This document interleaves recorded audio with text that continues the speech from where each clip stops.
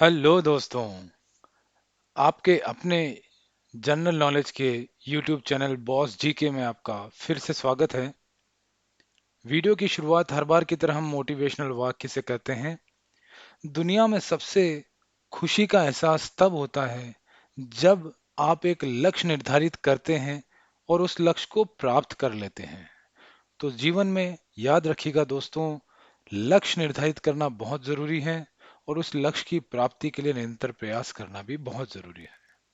आइए अब हम वीडियो के क्वेश्चन आंसर राउंड में चलते हैं। उससे पहले हम हर बार की तरह जो दोहराते हैं कि हम यहाँ पर सीखने आए हैं और हम यहाँ से जीत कर ही जाएंगे। आइए, पहला क्वेश्चन, किस टीम को हराकर भारत ने क्रिकेट महिला एशिया कप 2022 जीता?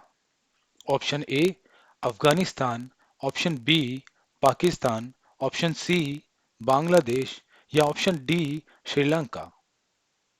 आपके सही आंसर का चुनाव डी श्रीलंका। तो श्रीलंकन टीम को हराकर भारत ने क्रिकेट महिला एशिया कप 2022 जीता। इसी से संबंधित इंपॉर्टेंट पॉइंट समझते हैं। महिला क्रिकेट एशिया कप 2022 का फाइनल मुकाबला भारतीय टीम ने श्रीलंकाई टीम को 8 विकेट से हराने के साथ ही एशिया कप के इतिहास में 7वीं बार खिताब जीता है। बहुत गर्व की बात है। आइए अब चलते हैं हम अपने दूसरे क्वेश्चन में। पुरुष एयर राइफल टीम ने आईएसएसएफ विश्व चैंपियनशिप में कौन सा पदक जीता? ऑप्शन ए रजत पदक, ऑप्शन बी कांस्य, ऑप्शन सी स्वर्ण, ऑप्शन डी इनमें से कोई नहीं। आपका सही जवाब है सी स्वर्ण। पुरुष एयर राइफल टीम ने आईएसएसएफ विश्व चैंपियनशिप में स्वर्ण पदक जीता। इसी से संबंधित important point, ISSF world shooting championship का संचालन इंटरनेशनल शूटिंग स्पोर्ट फेडरेशन द्वारा किया जाता है। आइए अब हम चलते हैं अपने तीसरे क्वेश्चन की तरफ। भारत की पहली महिला आईपीएस अधिकारी कौन है? Option A Anandibai Joshi, option B Kiran Bedi, option C Anjum Ara, option D Sarojini Naidu. जैसा कि आपको इमेज से भी थोड़ा सा हिंट मिल रहा होगा, आपका सही जवाब है ऑप्शन बी किरण बेदी। किरण बेदी जी भारत की पहली महिला आईपीएस अधिकारी हैं। उसके साथ साथ इंपॉर्टेंट पॉइंट हम देखते हैं, किरण बेदी जी 28 मई 2016 से 16 फरवरी 2021 तक पुडुचेरी की 24वीं उपराज्यपाल थीं। वह पहली महिला भारतीय पुलिस सेवा अधिकारी भी थीं। उन्होंने 1975 में अपनी सेवाएं शुरू की थी। आइए चौथे क्वेश्चन की तरफ चलते हैं। चाइना मैन शब्द का प्रयोग किस खेल में होता है? ये कई बार क्वेश्चन पूछा गया है, बहुत इंपॉर्टेंट है क्योंकि इसमें कंफ्यूज होने की संभावना रहती है। ऑप्शन है हमारे ए हॉकी, बी कबड्डी, सी पोलो या डी क्रिकेट। आपका सही जवाब होगा क्रिकेट। चाइना मैन शब्द क्रिकेट से संबंधित है। इंपॉर्टेंट पॉइंट, चाइनामैन को बाएं हाथ के गेंदबाज द्वारा लेग स्पिन डिलीवरी भी माना जाता है। एक चाइनामैन डिलीवरी आमतौर पर कलाई द्वारा लगाए गए स्पिन के कारण तेजी से बदल जाती है। आइए पांचवें क्वेश्चन की तरफ चलते हैं। ऑस्कर पुरस्कार का संबंध किस क्षेत्र से है? हमेशा जनरल नॉलेज में ये क्वेश्चन सिनेमा के क्षेत्र में बार बार पूछा जाता है, इसलिए आपका आंसर सिनेमा है। आपके ऑप्शंस सी बिल्कुल करेक्ट है। आइए इससे संबंधित इंपॉर्टेंट क्वेश्चन, इंपॉर्टेंट पॉइंट समझते हैं। फिल्म उद्योग में कलात्मकता और तकनीकी योग्यता के लिए हर वर्ष academy of motion pictures arts एवं साइंसेज द्वारा दिया जाता है। छठा प्रश्न शुरू करने से पहले मैं फिर से आपसे निवेदन करूंगा, जो भी व्यूअर्स अभी तक जिन्होंने सब्सक्राइब नहीं किया है, आप प्लीज सब्सक्राइब कर लीजिए, बेल आइकन पर क्लिक कर लीजिए, नोटिफिकेशन ऑल कीजिए, साथ ही लाइक कमेंट और शेयर जरूर कीजिएगा। बहुत बहुत धन्यवाद। छठे क्वेश्चन की तरफ चलते हैं। पटना का प्राचीन नाम क्या था? ये बार बार पूछा जाता है, इंपॉर्टेंट प्रश्न है। आपके ऑप्शन है A Hastinapur, option B Pataliputra, option C Vaishali, option D इनमें से कोई नहीं। आपका सही जवाब है पाटलिपुत्र। ऑप्शन बी, पटना का प्राचीन नाम पाटलिपुत्र है। पाटलिपुत्र था, अब पटना हो गया है। इंपॉर्टेंट पॉइंट, पटना भारत के बिहार राज्य के पटना जिले में स्थित एक ऐतिहासिक नगर है और यह बिहार की राज्य की राजधानी है।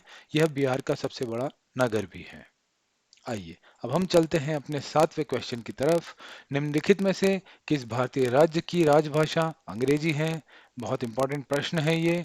ज्यादातर राज्यों की राज्य भाषा हिंदी है, परंतु किस राज्य की राज्य भाषा अंग्रेजी है? आपके ऑप्शन है Nagaland, option B Kerala, option C Maharashtra, option D Rajasthan. आपका सही जवाब है नागालैंड। नागालैंड राज्य की राजभाषा अंग्रेजी है। इंपॉर्टेंट पॉइंट इससे संबंधित, नागालैंड भारत का एक उत्तर पूर्वी राज्य है। ऐसे भी क्वेश्चन आते हैं कि निम्न में से उत्तर पूर्वी राज्य कौन सा है? तो नागालैंड भारत का उत्तर पूर्वी राज्यों में से एक है। उसकी राजधानी कोहिमा है और दीमापुर नागालैंड राज्य का सबसे बड़ा नगर है।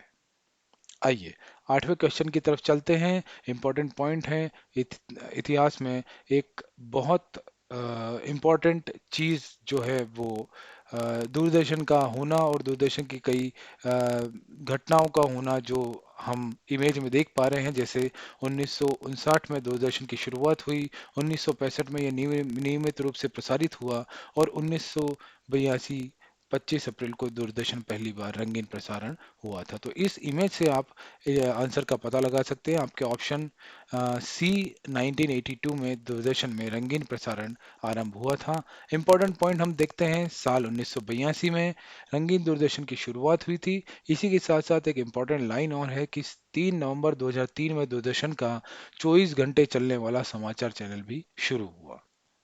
आइए अब हम चलते हैं 9वें क्वेश्चन की तरफ। सूचना की सबसे छोटी इकाई को क्या कहते हैं जिससे कंप्यूटर समझ और प्रोसेस कर सकता है? ये क्वेश्चन स्पेसिफिकली कंप्यूटर से संबंधित है। सूचना की सबसे छोटी इकाई को क्या कहा जाता है? आपके ऑप्शन है, option A megabyte, option B bit, option C kilobyte या ऑप्शन डी बाइट। इमेज में आप कंप्यूटर के कई सारे पार्ट्स देख रहे होंगे, इनपुट डिवाइस आउटपुट डिवाइस देख रहे होंगे, मॉनिटर प्रिंटर माउस कीबोर्ड और यूनिट। और इसके साथ साथ हम अपने आंसर की तरफ बढ़ते हैं। तो सूचना की सबसे छोटी इकाई बिट है। इंपॉर्टेंट पॉइंट इससे रिलेटेड मैं लेके आया हूं आपके लिए। इसमें 3-4 क्वेश्चन आपके हल हो जाएंगे। कंप्यूटर हर एक कैरेक्टर को बिट या बिट्स में ही रीड करता है। बिट कंप्यूटर की मेमोरी की सबसे छोटी इकाई होती है। 4 बिट मिलकर एक निबल बनाते हैं और 8 बिल मिलकर एक बाइट बनाते हैं या कहलाते हैं। आइए अब हम अपने आखिरी 10वें क्वेश्चन की तरफ चलते हैं।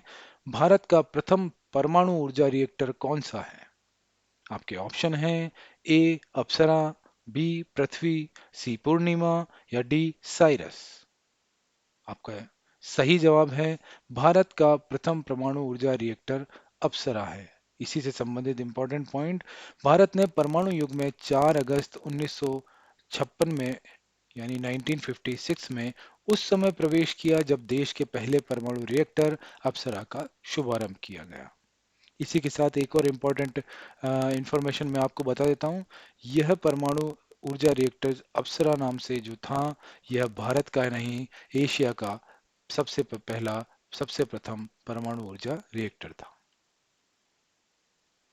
आपका इस वीडियो देखने के लिए मैं तहे दिल से धन्यवाद देना चाहता हूं। जिन व्यूअर्स ने अभी तक सब्सक्राइब नहीं किया है प्लीज सब्सक्राइब कर लीजिए। बेल आइकन नोटिफिकेशन पे ऑल क्लिक कीजिए। लाइक कमेंट और शेयर कीजिए, क्योंकि जैसा मैं हर बार आपसे कहता हूं, आपका ये 5 मिनट का 5 सेकंड का टास्क जो है वो किसी को प्रेरणा देकर उसका जीवन बदल सकता है। बहुत बहुत धन्यवाद। आप मिलते हैं हम बहुत जल्दी अगले वीडियो में। Bye bye.